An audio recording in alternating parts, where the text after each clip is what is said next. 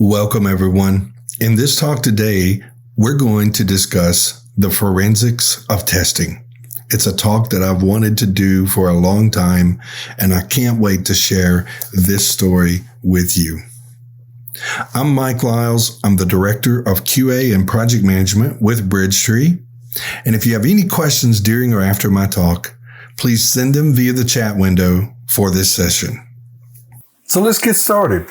Before I get started, I want to ask everyone to connect with me, reach out, and you can go to mikewlyles.com and find all of my social media sites, my email, everything you can find about me is on that page. But reach out to me. I do work with different people. I do coaching, mentoring. I help people with testing and with presentations and just plain discussions on careers and testing as well. So you're welcome to reach out to me and get connected.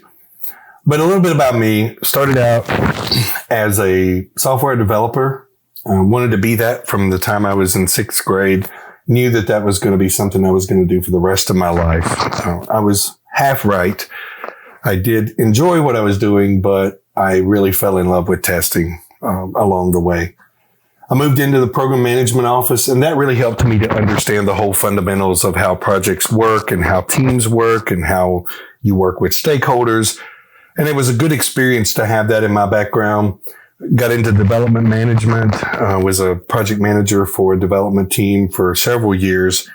But I got into testing about 2005, and I said, that's really something that I know is my passion. And it's something that I really enjoy doing.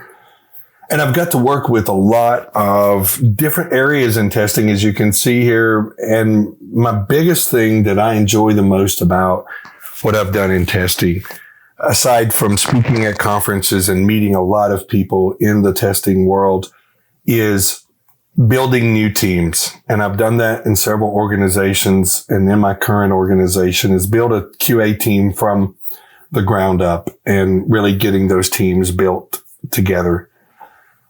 And the last thing that I'll share with you is that I do have a new book, and it came out in November. It's called The Drive-Thru is Not Always Faster.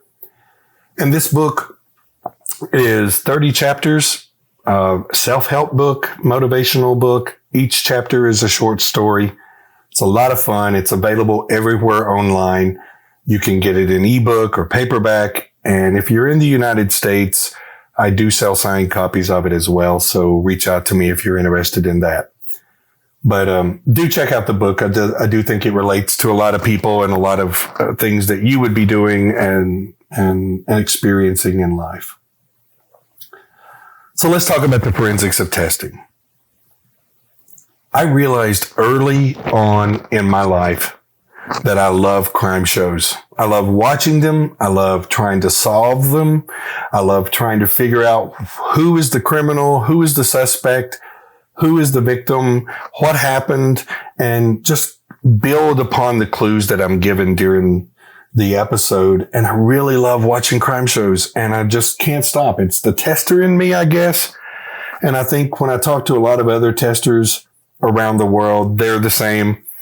Many of you probably like the same thing, and you like crime shows as well. And it's something that you probably resonate with. But I got involved with Dateline, and Dateline is on a U.S. channel here in the United States, and started watching it every weekend. And then came 48 Hours. It's another network, and they were showing the same type of episodes, crime scenes, giving you the situation, giving you the clues. You were building upon that, and then you were seeing what was the final situation. It was a lot of fun to watch. And I love it because it comes on every weekend. There's always an episode every weekend. And then came Investigation Discovery. Now, this is a channel that is on my cable networks that is 24 hours a day, crime shows, crime situations. And I was in heaven because I love watching the shows, and now I can watch it anytime. There's multiple different series and different shows, in different types of situations. And so I found myself watching this constantly and really realizing that as I watch these shows, there's a big correlation between testing and forensics investigations and crime scenes and how we solve testing problems and determine risk versus how crime scene investigators do what they have to do. So I started developing my theory, and my theory was this. There's always a common theme with every episode that I've watched. And that common theme goes like this. You start with an initial tease. You initially get some information, whether it's a preview of different things you're going to see during that episode, or it's a discussion on the early part of the episode that tells you a little bit about the suspects or the victim, or what the victim and the suspects did and how they related to each other. And so you start thinking about, what is this show going to be about today? What are the facts that I need to look at? And then they start sharing with you some incremental facts. And those facts start leading you to draw some very heavy conclusions. And as you're evaluating those incremental facts, they're giving you a little bit at a time. It's just slowly feeding these to you one at a time. And you start deciding what you think is going on. And as a tester, it's built into our DNA to start drawing conclusions and thinking that we know exactly who the killer was or who the suspect was and what happened to the victim and exactly how those things happened. And as we determine those incremental facts, if we're not careful, what we miss is that they start giving you some misleading cues. They may tell you that the family member was there the whole time that the crime took place, and you start thinking, I know it was the family member that killed this person. Or there's a video of this person walking down the street at the time of the crime. So you start taking those clues, and if you're not careful, you'll start drawing quick conclusions when you know that it's way too early in the episode for you to solve this. That's why the episode is an hour long or 2 hours long, because you know they're not going to give you the final answer 10 minutes into the show. And so you have to be careful, because those misleading cues can take you down the wrong path, and you start believing that you know the solution, or you know who the killer is, or you know who committed the crime, when you really don't. But as the show progresses, you start seeing more details, and you start seeing things like anonymous inputs, that someone may give an anonymous tip. Someone may call in and say, hey, I just found something. You might want to look into this. You might want to look at this person. I saw this guy in the area during the crime. And you start realizing that those anonymous tips and those surveillance camera videos and other details about the crime and the crime scene help the investigators to solve the case. And then usually, with most all of these episodes, I find there is one final surprise. So you may be thinking all the way through the whole episode, the husband committed the crime, or the brother committed the crime, or the sister committed the crime, or the wife. But when you get to the end, you realize they were nowhere near the crime scene, and it was someone else. It could have been someone who was just walking down the street and randomly decided to commit this crime without any motive or any background. So what this teaches us as testers is that too many times we draw our conclusions way too early. And we have to be really thorough about what things we're pulling in. And we're going to talk about that some today. And I'm going to share with you how that this can be put into your life as a tester and what things you can do. As I mentioned, surveillance cameras are a crime scene's best friend, because they see things that investigators may miss. You know, there's on this investigation discovery network, there's a show called See No Evil. And one of their catchphrases is that cameras don't lie. And, suspects, victims, witnesses, people may lie, but cameras don't lie. The camera is just recording real time exactly what's going on. And it gives you more detail to things that you may not have paid attention to or noticed. And I love that show, See No Evil, because it really shows you how that you're watching the evidence, you're watching the crime scene, and you're watching the investigators. You and the investigator both think that you know what's going on until you watch the surveillance camera video, and then you realize that is exactly what happened. And that helped me to solve the problem. I still had to do the work. I still had to come up with my clues and build everything and take those clues and take the camera videos and put everything together. But that camera really helped me to solve the case. And in testing, this is how automation and other tools can help us. Visual testing tools, they help us see things that we missed. And you can never underestimate the power of how tools can help you. While I believe, and many of you out there believe, that automation doesn't replace testers, it does supplement and really help you to be better at what you do. And we live in a world where automation is no longer a good to have. It's a must have with what we do day to day. DNA. You've heard it. If you watch crime shows, you know that DNA is a crime scene's critical data. And years ago, DNA was not even a thing. People didn't know that it existed. And so we didn't have this perfect element to support our investigations and to give us clues and to help us solve cases. Years ago, they had to find new ways to solve the case by looking at fingerprints and blood types and other data to figure out what happened and who was there and what things occurred during the crime.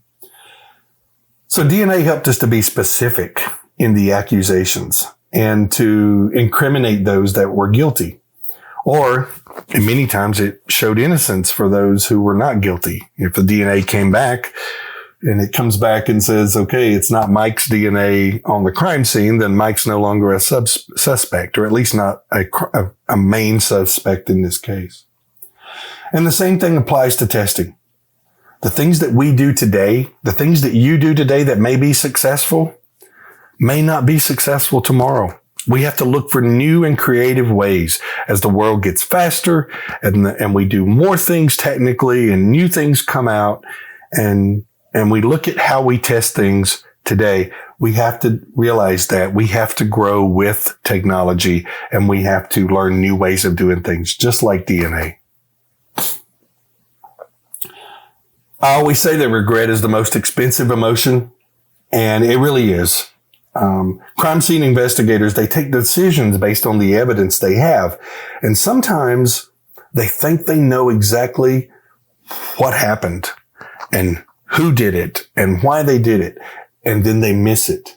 They miss one critical detail that causes them to miss the whole investigation and cause things not to work. Great testers, they go on their leads and their hunches. And they take those inputs and they take those datas and they may go down a path to try to solve things. So don't let regret steal your ability to be a great tester. Don't let forsaking the chance to go test out one part of the application that you feel might be a good area to go look at keep you from making sure that this application is really good and ready to go and that the stakeholders are getting what they want.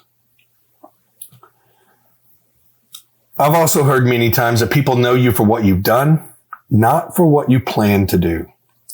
And I'll tell you, planning is a great thing, but it's only part of the equation.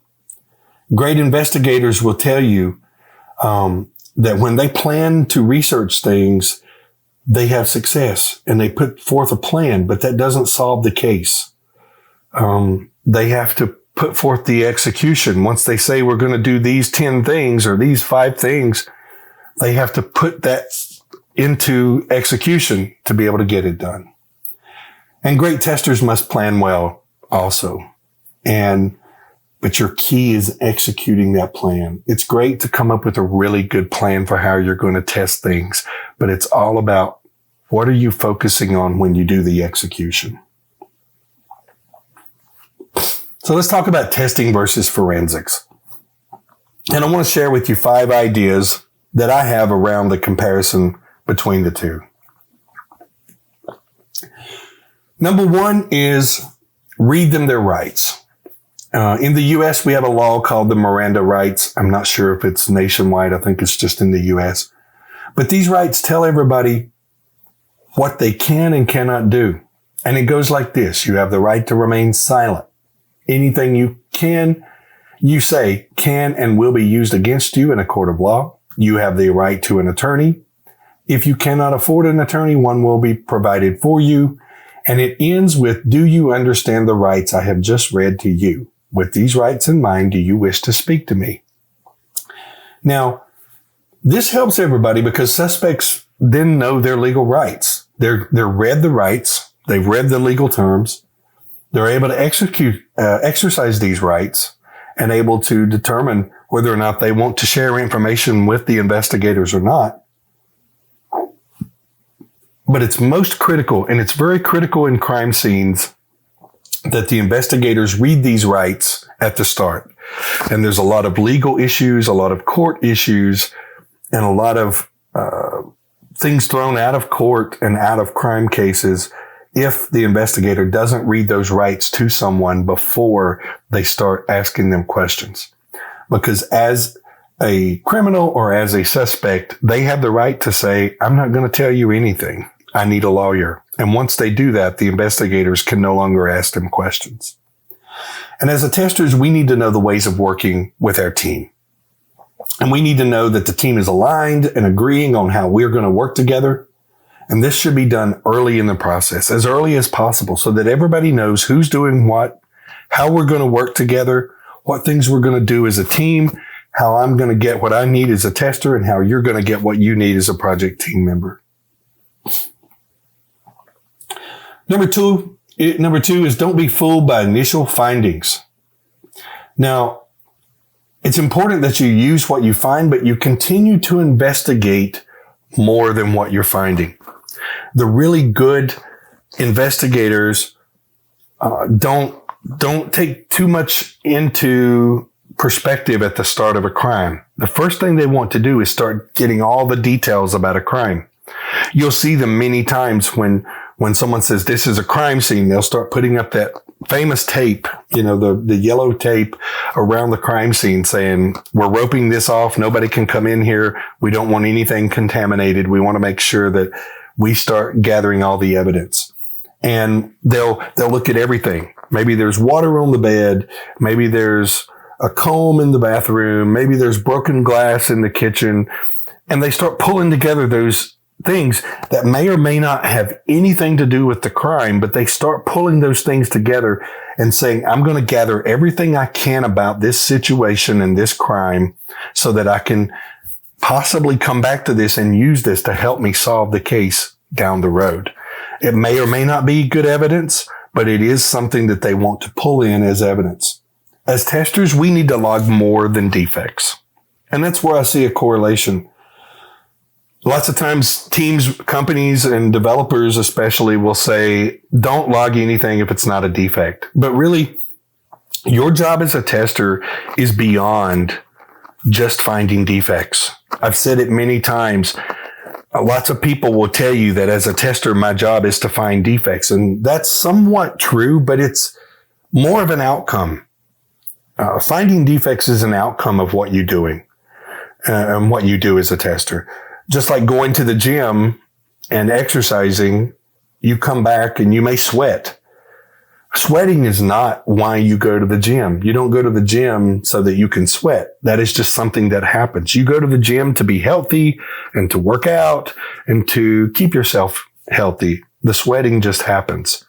As a great tester, once you get it in your mind that you're not just there to find defects, you're there to investigate and observe everything that's going on with the product and take notes on what you're doing and how things are evolving as you test and what things you're seeing. Take good notes. Even if your organization or your project team doesn't want you to log this into your defect logs, put it somewhere.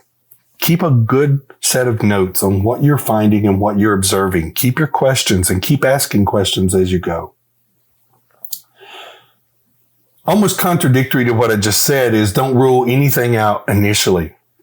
And what I mean by that is these crime scene investigators, as I said, will lock down the scene and they'll start looking for clues everywhere they go. And they'll start trying to understand what happened in this situation. Why is there a broken glass in the kitchen? Why is there a comb in the living room or the bedroom?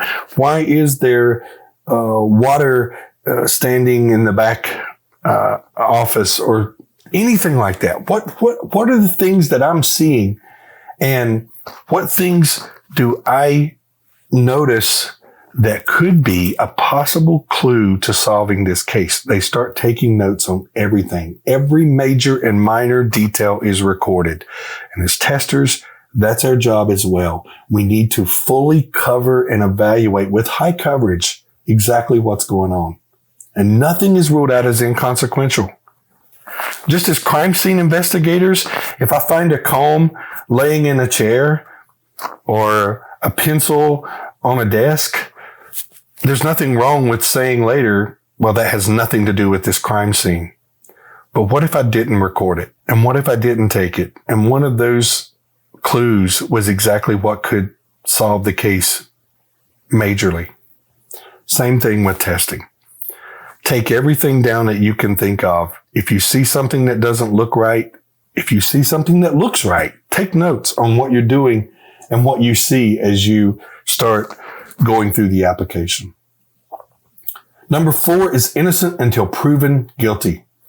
And one of the things you'll find is that investigators usually start with the family. And because they'll tell you, investigators will tell you that almost any time that there's a crime or a murder or a situation in the home or in a workplace, it's usually the family or a coworker or someone that knows the victim.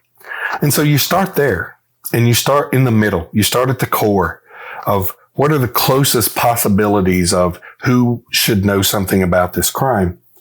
And then they work from the inside out. And what that should tell us as testers is that we need to start with the core functions. When you're working with an application or a product, start with the core things and make sure that you cover the core elements of that product, but expand and give higher coverage and go beyond just what is in the core. If your company asks you to write test cases and test steps and you have to record everything you're going to do as a tester, that's fine. You don't have to stop that and you don't have to fight the system. Do those things, but go beyond it. Add exploratory testing. Add some higher coverage to what you're doing and go beyond just the core elements of what you need to do as a tester. And number 5, and it's very critical here, is compile the results. Great investigators are always in continuous discovery mode. They're always looking for that clue. No matter where they are, they're always trying to find what could have possibly happened here. What is going on with this crime scene and who could have possibly done it? They don't rule anyone out at the start. And they share it with the community. Once they start getting some hardcore facts and they start getting that information, they start sharing it with the community. That in the crime shows, that's when you start seeing them having news briefings on TV and on social media and start to say, hey, look, we have a video. We don't know who this suspect is, but we know that person was in the area around the time of the murder. And then you start seeing people call in with anonymous tips saying, hey, I know exactly who that was on camera. I know exactly who this is that you're talking about. I have an idea. And you start taking that input from people on the outside. And what you find is great investigators start analyzing those findings. And some of the greatest shows I've watched on forensics and crime shows, you'll see a lot of investigators say, I went through 20, 30, hundreds of tips, anonymous tips that took me nowhere. They say anonymous leads that led to nothing before I found that one tip that helped me solve this case and break the case.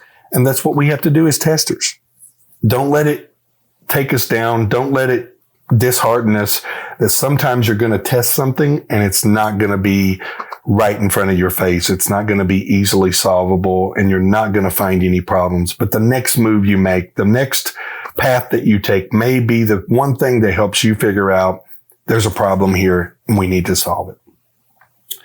So continuous testing and evaluation is very critical. And we have to keep doing that as testers. Some of the other similarities that I wanted to look at between forensics and testing is this. Why do we do it? Why do forensics do what they do and why do testers do what they do? In forensics, the whole reason they do it is to determine guilt versus innocence and really define who is the accused, who committed the crime, what was the situation, what caused it, what was the motive, and what was their final solution. With testing, our job is to determine, is the product working as expected? And there are no risks or impacts to this product when it goes live in production. Notice that I didn't mention defects here. That is one of the things. But your job as a tester is more, why you're doing this is more about evaluating and investigating the product to understand, is it working as expected? And do we have a good product here? And how do we do it? Well, forensics, as you know, if you watch crime shows, they study the findings, they research the clues, and they start digging deeper into anything that is suspicious and stands out to them that needs to be addressed. As testers, it's very similar. We investigate, we evaluate, and we understand the product, and we start pointing out those issues or risks that we see as we are testing and evaluating. We should always be asking questions, always. Even during the middle of our testing, we should be asking, why is this working this way? What is the purpose of this? What are we trying to accomplish here? What are the things we're trying to do? Now, who are the beneficiaries? Who are the people that benefit from the work that we do versus forensics? With forensics, of course, it's families, friends, or anybody impacted by the crime. Anybody that's, directly impacted by the crime is the most beneficiary of forensics investigations. With testers, our beneficiaries are our sponsors, our stakeholders, and anybody that's going to use that product. And we need to know who they are and how to work with them. And thinking about the approach and the time taken to do this, forensics, it really depends on the severity and the complexity of the crime scene. If it's a murder mystery, it may take a long time. It may take years on these crime shows. It may take them a course of years to figure out who committed the crime. Or it may be a simple crime situation that may only take them a couple of days and they solve it in days. But it depends on that, plus the team that is doing the investigation. How good is the investigator? What things are they keying off of and what things are they learning as they go and evolving? How much budget do they have? You see a lot of crime shows where they just run out of budget or they run out of time to be able to support the investigation of the crime that was happening. And what tools are they using? Are they using cameras? Are they using DNA? Are they using other forensic evidence to solve the case? What things do they have at their disposal that helps them solve the case? And with testing, it's similar. So similar because it depends on the complexity of the product. It depends on the people that are doing the testing and the skills of that tester, how much budget we have, and what tools we have as testers to solve that problem and that case, our own internal quote unquote case of the product that we're delivering. So today I want to share with you a heuristic that I have built and more of a acronym. Heuristics, people in testing like to use heuristics. Some of you may understand when I say San Francisco Depot, it's SFDPOT. That stands for things in testing that we want to do. And I won't get into that. I'm not here to teach you that one. But A lot of us like to, in the testing world, use acronyms to help us remember some of the things we need to do and help us do our job. And so mine is testers must be partners in crime. And that is CRIME. And what that stands for, and what I'm going to share with you today, is C is for collaboration, R is for requirements, I is for investigate, M is for mind map, and E is for explore. So let's talk about each of these for just a moment. C, collaboration. It's very critical. And we don't get the opportunity or the luxury anymore to work in silos. You can't work individually. Teams used to do that. Remember, if you're as old as I am and you've been working in testing or in IT for a long time, you remember the old days, long ago. Things used to get defined in requirements, and then they got developed, and then they got the code handed to the tester, and the tester did the work, and then they released it to production. We can't work like that anymore. Collaboration is critical for us as testers to be successful. And it involves you getting in a seat at the table and working with that team early in the process and working together. Developers being part of the testing, testers being part of the development, project managers and product owners and scrum masters all working together in one group to solve the problem. You hear the phrase many times still today, how did we miss this in testing? And I always ask the whole team when that question is asked, how did we miss it anywhere? How did we miss it in requirements? How did we miss it in development? And how did we miss it in testing? But it's everybody's responsibility. Quality is not just the tester's responsibility. Quality is all of our responsibility, and we have to do it by working collaboratively with our teams. Now, R is for requirements. And the one thing for requirements is that it takes me back to a response that Michael Bolton, the tester guy, not the singer, said to me when I asked him, what is one piece of advice you would give to new testers or someone who's new to testing that they need to make sure they do? And his first response was, there's not just one advice, and he's right.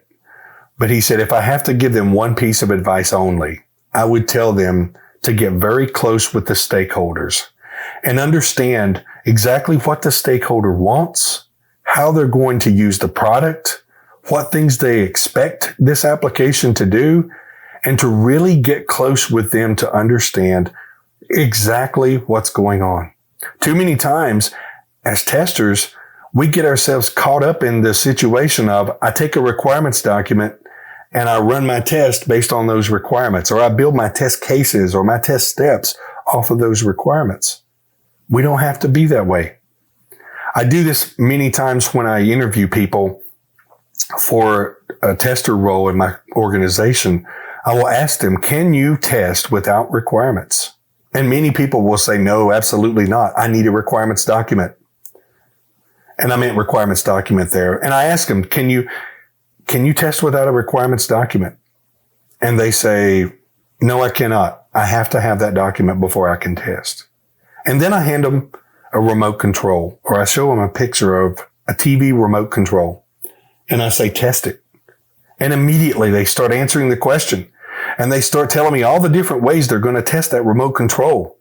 The power on, the power off, up, down volume, up, down channels, different channels, the play, the record, the pause, the mute button, all those different things. And then I say to them, I did not give you a requirements document. How did you test this? And the best response I heard from a candidate that I was interviewing was, well, I know what a controller is, and I know how that controller works. And what I say to you as a tester is the more you can understand how your application for your stakeholders works and how that stakeholder is going to use it, the less you're going to be dependent on a requirements document or detailed steps or detailed requirements to give you everything you need. You need to first become intimate with the product and understand how the stakeholders are going to use it.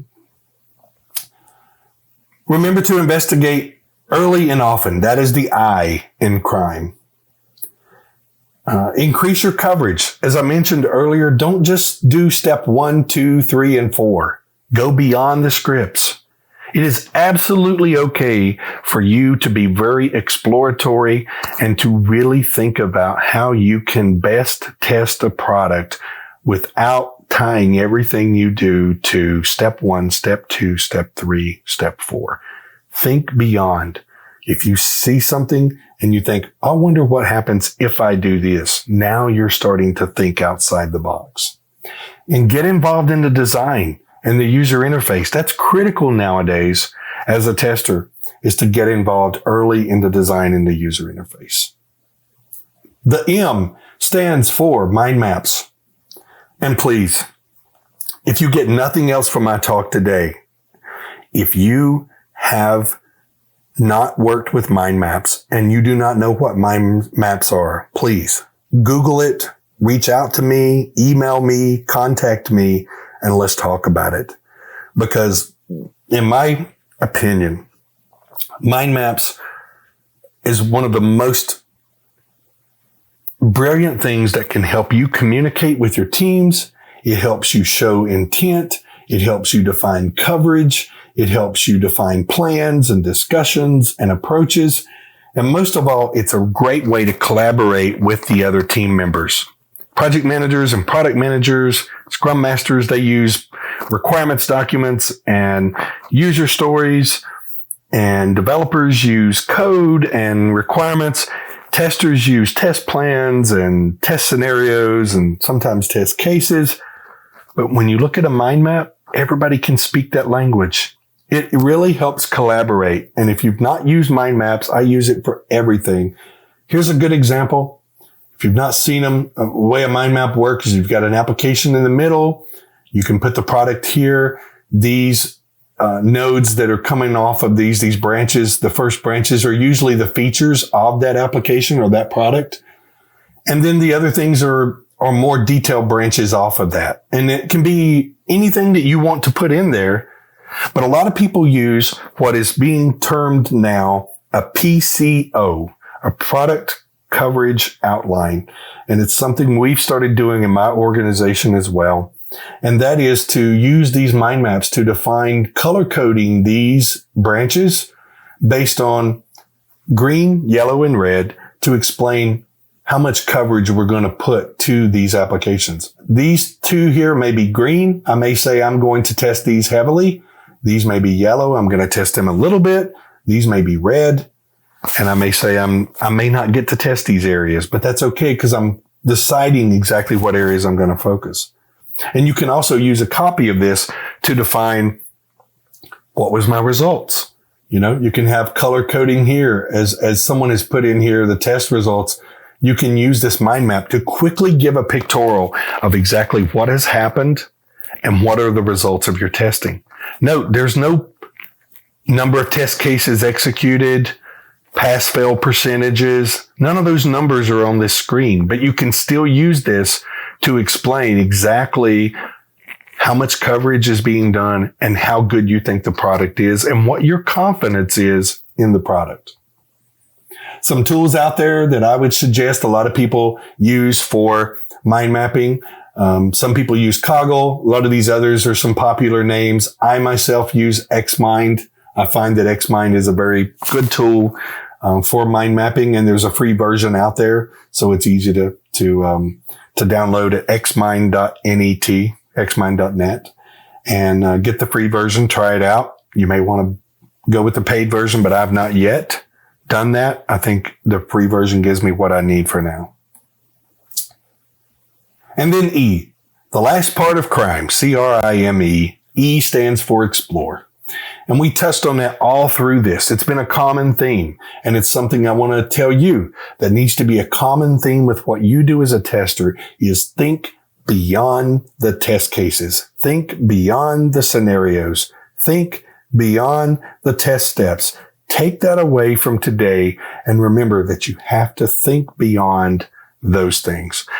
As a great tester, it's going on your hunches and your thoughts and going down step one and going to the left and realizing after I go to the left, I need to go to the right. Or maybe I go to the right and I need to go to the right again. Let your testing help guide you where you need to go next. And let your questions and your observations and the work that you do build upon your final results and your confidence in the product as you test. So there it is. Crime, collaboration, requirements, investigate, mind map, and explore. If you use these 5 things, I guarantee you that you're going to get better at what you do as a tester, and you are going to help your organization to grow together with you. And I'm going to tell you this. The Drive-Thru is Not Always Faster is not just the name of a really, really, really good book. It is also a philosophy that I have lived and believed in for a long time.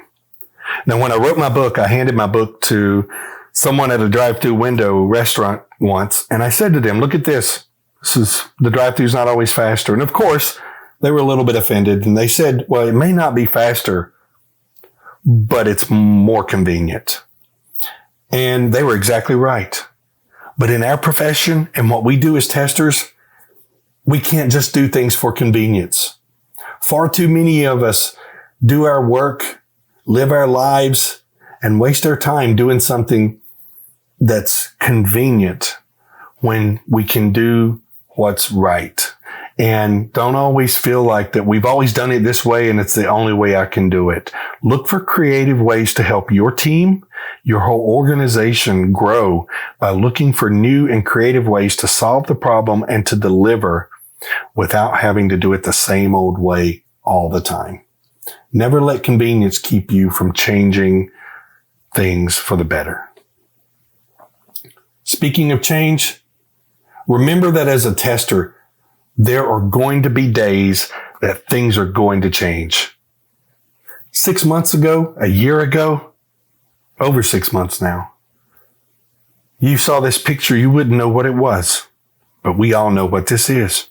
COVID-19 taught us that things are going to change, and we are going to have to adapt when those things change. And as testers, we have to be change agents and to be able to focus on what are we going to do when the world changes, when the project changes, when the organization changes, and how do we adapt and how do we stay successful and keep moving forward and moving positive in the right direction. So don't ever let it get you down. And last but not least, remember this. And I've got to where I put this in every presentation because I never want to leave anybody that I'm speaking with without this thought. You have the potential to be remembered for all the things you're doing today, tomorrow, and onward. And you don't have to be Sheryl Sandberg, Elon Musk, Bill Gates, Steve Jobs, Mark Zuckerberg, or any of these great people to make a difference. You can change the world right where you are today, doing exactly what you're doing or more. So what are you doing to be great? And with that said, here are all the ways to reach me, all of my social media sites, my email. Feel free to reach out to me if you'd like to discuss anything or would like to get coaching or help or support or just discuss testing in general. I'm happy to do that. Thank you again for being here. Have a wonderful day and a wonderful week ahead, and keep testing.